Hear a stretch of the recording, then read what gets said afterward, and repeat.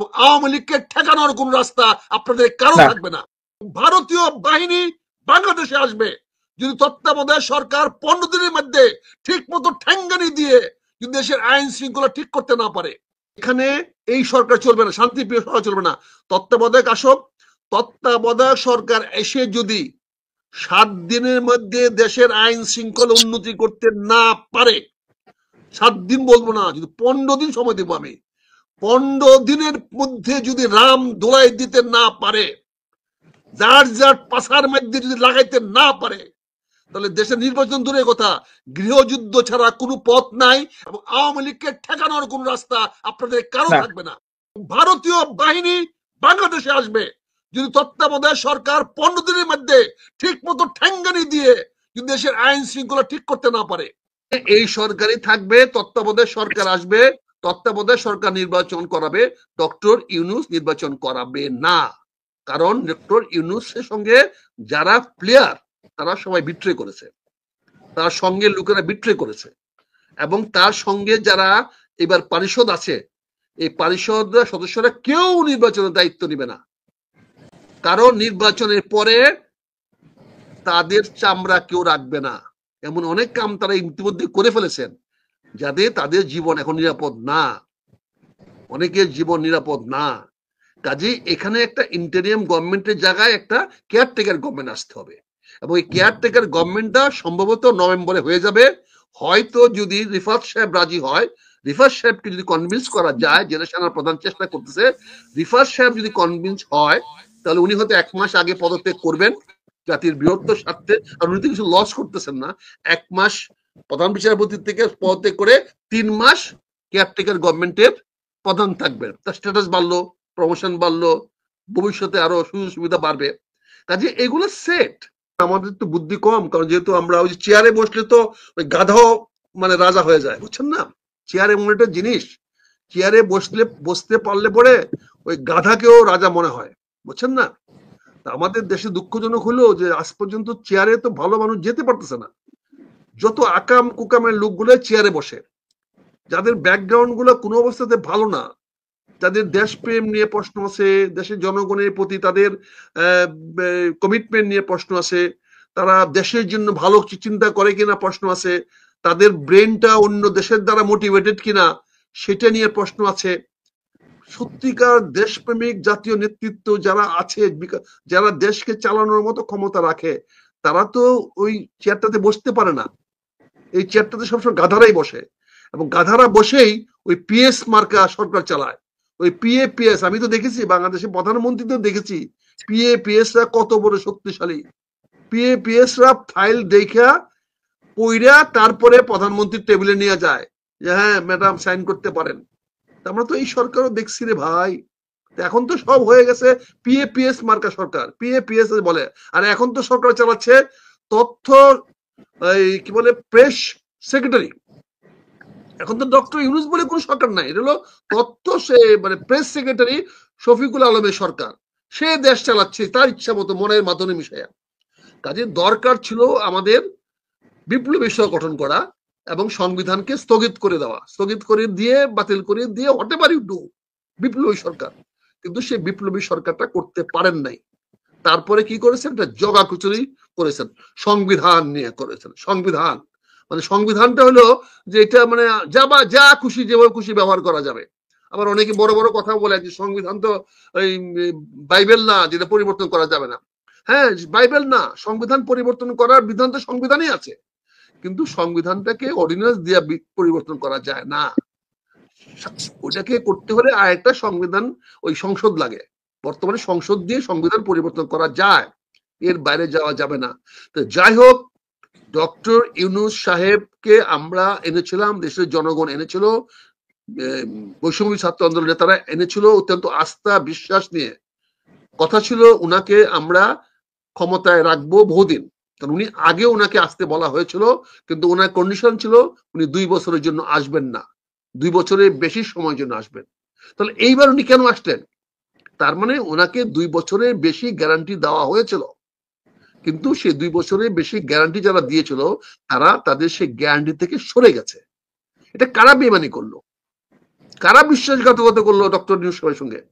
Doctor Yunus সাহেবের তো অপরাধ নাই, দোষ নাই। আমি তো তাকে, এই ভদ্রলোকে আপনি আনছেন যে সে দেশটাকে একটা ভালো পথে নিয়ে যাবে, যে ধ্বংসগুলো ক্ষতিগুলো গত সরকার করে গিয়েছে, শেখ হাসিনা সরকার, আওয়ামী লীগের সরকার করে গেছে, সেইগুলাকে উনি মেরামত করে দেশটাকে একটা প্রপার জায়গায় নিয়ে যাবে। এবং সেখানে অর্থনৈতিক মুক্তি, অর্থনৈতিক একটা স্বাবলম্বিতা শুরু হয়ে গেছিল। যেখানে আমরা ডাউন ট্রেন্ডে যাচ্ছিলাম, সেখান থেকে অর্থনীতিটা এখন আপওয়ার্ড ট্রেন্ডে শুরু হয়েছিল। এটার মধ্যে একটা স্রোত তৈরি হয়েছিল, একটা মানে প্রবাহ তৈরি হচ্ছিল। নির্বাচন চাচ্ছিলাম, কিন্তু নির্বাচনটা চাইতে গিয়ে আমরা ডক্টর ইউনূস সাহেবকে আমরা প্রপারলি মূল্যায়ন করি নাই। এখানে আমরা তো একটা সিস্টেমে আসতে পারতাম যে ডক্টর ইউনূস সাহেবকে কিভাবে সরকারে রেখে নির্বাচন করে, একটা সংসদ নির্বাচন করে, সেই সংসদ নির্বাচনে আমরা ডক্টর ইউনূস সাহেবকে কিভাবে মূল্যায়ন করতে পারতাম, এই ধরনের কথাবার্তা আলোচনা করতে পারতাম। এই না করে কতগুলা ওই কি বলে পাগল ছাগলই বলবো আমি, বা ক্লাউন বলবো, নিয়ে আসছেন। কি সংস্কার, সংস্কার করবেন, কি সংস্কার করবেন, সংস্কার কমিটি করে দিয়েছেন। একটাও তো ভদ্রলোক, ভালো লোককে দেখে নাই, রাজনীতি বুঝে, অর্থনীতি বুঝে, মানুষ বুঝে, জনগণের কথা বুঝে, জনগণের নার্ভ বুঝে, এরকম একটা লোক তো আমি সংস্কার কমিটি দেখলাম না। তারপরে এটাকে আবার 6টাকে মিললাম একটা কমিটি করছেন, করে একজন আরেক ক্লাউনকে দিয়েছেন ভাইস চেয়ারম্যান পদ, যার বাংলাদেশের নাগরিকত্বই নাই, সে বাংলাদেশেই না, সে বিদেশিদের কথা বলে, যে পেড লিস্টে আছে সিআই এর, তাকে দিয়ে আপনার সিআই টাকা দিয়ে যে পিএইচডি করছে, তাকে নিয়ে আসছেন। আপনি বাংলাদেশের সংবিধান লেখাবেন, রাষ্ট্র পরিচালনা লেখাবেন, নতুন বয়ান তৈরি করবেন, বন্দোবস্ত তৈরি করবেন। ফলে কি হচ্ছে, দিনে দিনে তো বেলা অনেক দূর চলে গেছে বাবা। এখন তো সাজের বেলা চলে, এখন কোন দিকে যাবেন? এখন ডক্টর ইউনূস সাহেব নির্বাচন দিবেন, সে নির্বাচনে যে জয়লাভ করবে উনি ডক্টর ইউনূস থেকে জিন্দাবাদ দিবেন, আর যারা পরাজিত হবে তারা তো তার তো কি না দায়িত্ব কেন? আর আরেক হয়েছে, তত্ত্বাবধায়ক সরকারটা যদি পূর্ণ বহাল হয়ে যায়, সুপ্রিম কোর্ট যেটা করতেছে সেটা করে ফেলে একজনকে দায়িত্ব দেওয়াটা সাংবিধানিক ভাবে সহজ হয়ে গেল। সে 3 মাসের মধ্যে নির্বাচন দিয়ে গেলে আপাতত এই সমস্যাটা সমাধান হয়ে গেল। এখন যে প্লেয়ার গুলো আছে, আর্মি, পুলিশ, বিজেপি, সিভিল প্রশাসন, যদি ঠিক থাকে, তাহলে এই পোলাপানের তো লাফালাফি করে লাভ নাই। পোলাপানের লাফালাফি তো, এটা হলো বাচ্চা তো লাফায়, বাচ্চা তো লাফায়, একদিন তো তালা মারে ঘরে বসে রাখলে বাচ্চা ঠান্ডা হয়ে যায়, বুঝছেন না? ওই এগুলো তো লাগবেই, শেষ পর্যন্ত একটা তালা তো এগুলো ঠিক করতে হবে। কিন্তু একটা আজকে যেটা বলছেন বা যেগুলো হচ্ছে, আমি আগেও যদিনও বলছি যে আওয়ামী লীগ বা জাতীয় পার্টি বা অবৈধ নির্বাচন আসতে মানা নাই, কারণ বাংলাদেশের এখন আইনে আছে, এখন যে আরপিও করা হয়েছে, আরপিও তে আছে একজন সশস্ত্র রিটার্নিং অফিসারের সামনে গিয়ে হলফ, এটা তো সংবিধানে না, হলফনামা দিতে হবে, সংবিধানে নাই, সংবিধানে নাই যে খেলাপি হলে সে প্রার্থী হতে পারে না, এটা সংবিধানে নাই। তো আপনার এই হলফনামাটা করেছেন, কারণ আমি তো প্রার্থী হতে পারি না, আমাকে যে প্রস্তাব করবে, আরেকজন সমর্থন করবে, বাকি জনগণ ভোট দিবে। এখানে আমি তো প্যাসিভ, আমি প্রার্থী হিসাবে তো আমার কিছুই করার নাই, লিগালি এবং কনসেপচুয়ালি প্রার্থীর তো কিছুই করার নাই। প্রার্থীকে শঙ্কর দা প্রস্তাব করবে, পুনিয়া সমর্থন করবে, বাকি জনগণ হয় হাত তুলে বা গোপন ভোট দিয়ে পাশ করাবে, তারপরে ঘোষণা হবে মেজর মোহাম্মদ আখতারুজ্জামান এই dot dot dot dot dot dot তাকে জাতীয় সংসদের সদস্য নির্বাচিত করা হইল। বলবেন রিটার্নিং অফিসার ডিক্লেয়ার করে দেবেন, নির্বাচন কমিশনও তো না, নির্বাচন কমিশন ডিক্লেয়ার করবেন না যে ওই এমপি হয়েছে, সেটা কোনো রিটার্নিং অফিসার ডিক্লেয়ার করে দেবেন। Polling officer, presiding officer result শিটকে কম্পাইল করে দেবেন, সেই রেজাল্ট শিট রেজাল্ট দিতে রিটার্নিং অফিসার আর নির্বাচন কমিশনার সাহেব সেটা গ্যাজেট করাবেন, এটা গ্যাজেট হবে।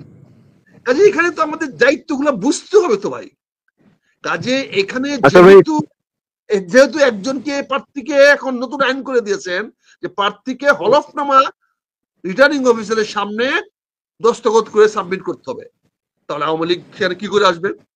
কোন আওয়ামী লীগটা এসে প্রার্থী হতে পারবে? আওয়ামী লীগের করতে কোনো মানে নাই। বলে দেওয়া হবে আওয়ামী লীগ নির্বাচনে অংশগ্রহণ করতে পারে, বলে দেওয়া হবে জাতীয় পার্টির নির্বাচনে অংশগ্রহণ করতে পারে, কিন্তু কোন আওয়ামী লীগের হেড অফ আছে বলেন? ও বাঁচবে? ও পৌঁছতে পারবে কে ওই রিটার্নিং অফিসের সামনে? ওই তো পাওয়া যাবে না, ও তো এখানেই পাওয়া যাবে না। শেখ হাসিনা আসলে তো প্রশ্নই ওঠে না। কাজে এগুলো অবান্তর চিন্তা করেন কেন? এগুলো তো যারা বুঝার তারা বুঝে, কিন্তু এগুলা ধোকা দেখে ধোকা দিতে খুব সহজ। আক্তার ভাই, আমি আমি আমি আরো আরো বিস্তারিত বিষয়টা কথা বলেন, কখনো নিয়মের কথা বলেন, এগুলো কিছু না। এগুলো হলো বোকাকে ধোকা দেওয়া। কাজে বোকাকে ধোকা দিয়ে সংবিধানের দোহাই দিয়েছে। যা হবার তাই হবে। ফেব্রুয়ারিতে নির্বাচন হবে, সেই নির্বাচনে এই আওয়ামী লীগ জাতীয় পার্টির ছাড়াই নির্বাচন হবে এবং তাদেরকে নির্বাচনে করতে অ্যালাউ করা হবে এবং তারা নির্বাচনে ওই হলফনামার অধীনে আসতে পারবে না। তারপরে বলেন বলেন। আমি আরেকবার আসবো আপনার কাছে, এই বিষয়টা আরো বিস্তারিত শুনবো, কিন্তু একটু ছোট একটা জিনিস 1 মিনিটে একটু আপনার মন্তব্য জেনে আমি শঙ্করদার কাছে যাব। এটা হলো যে আমি গতকালকে বিএনপি হাইকমান্ডে স্থায়ী কমিটির সদস্য লেভেলে একাধিক জনের সঙ্গে কথা বলে যেটা ধারণা পেয়েছি, এবং আজকে দেখলাম পত্রপত্রিকায় বিএনপি ভাইস চেয়ারম্যান আসাদুজ্জামান রিপনের একটা মন্তব্য আসছে যে নির্বাচনের আগে একটা না বরং আরো 2টা সরকারও আসতে পারে ভিন্ন মোড়কে। আর বিএনপি স্থায়ী কমিটির সদস্যদের সঙ্গে কথা বলে আমি যেটা বুঝেছি সেটা হলো যে তারা মনে করছেন ডক্টর ইউনূসের মধ্যে দিয়েই যে তাকে চূড়ান্ত সফলতা থাকতে হবে, তার চূড়ান্ত সফল হতে হবে এবং তাকে দিয়ে নির্বাচনটা তুলে নিতে হবে।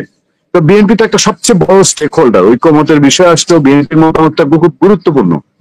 তাহলে কি এইটা নিয়ে ভবিষ্যতে কোনো অনৈক্যের বিষয় তৈরি হতে পারে যে আসলে ডক্টর ইউনূসের পরিবর্তে নির্বাচনকালীন অন্য সরকার আসলে সেই জায়গায় রাজনৈতিক দলগুলো কি আবার বুঝে পারছি, লম্বা করলে কি হবে?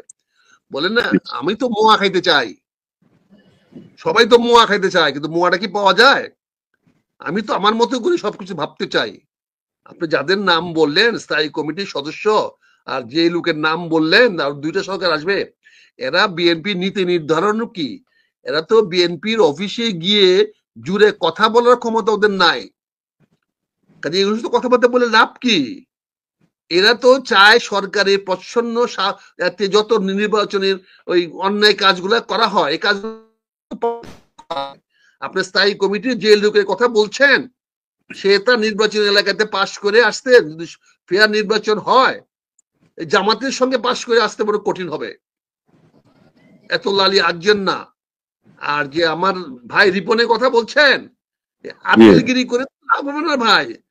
বিএনপি নেতা নির্ধারণে উনি কোথায় আছেন, উনি কি বলবেন, সরকার কি হবে না হবে এটা তো বলা যায়।